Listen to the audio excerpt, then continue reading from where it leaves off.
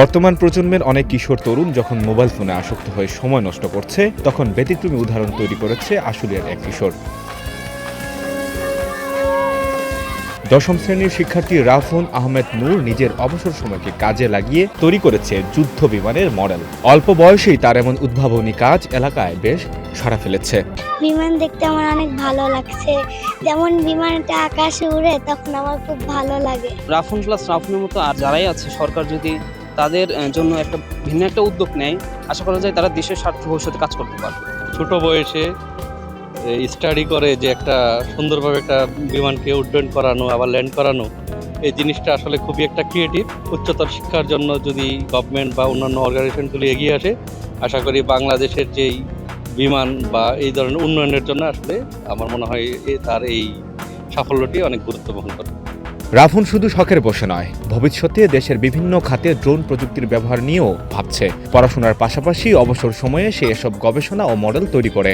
সময় পাই, যেরকম দরকার হলে 5 মিনিট বা 6 মিনিট, ওইটা আমি মোবাইলে গেম খেলে নষ্ট না করে বা সোশ্যাল মিডিয়া ইউজ না করে ওটা আমি একটু গবেষণা ইউজ করি। দরকার হলে গুগলে যাই বা যে কোনো মাধ্যম আছে যে জায়গা থেকে আমি আর কি তথ্যগুলো পেতে পারি। ছেলের এমন সৃজনশীল উদ্যোগে খুশি পরিবারও। এখন ছোটখাটো যতগুলো আর কি আবিষ্কার আমি দেখছি, আর বিশেষ করে এখন যে ও যুদ্ধ বিমানটা তৈরি করছে, আমি তেমন একটা সহযোগিতা করতে পারি না, কারণ এখানে তৈরি করতে অনেক ইকুইপমেন্ট লাগে, অনেক যন্ত্রপাতি লাগে, কিন্তু দেখা যাচ্ছে যে ভালো কোনো সাপোর্ট পাচ্ছে না। বিশেষ করে ফিনান্সিয়াল আর্থিক যদি সাপোর্ট পায়, আমি মনে করি দেশ ও দেশের মানে জনস্বার্থে বা দেশের কল্যাণে ওরা ভালো কিছু নিয়ে আসতে পারবে।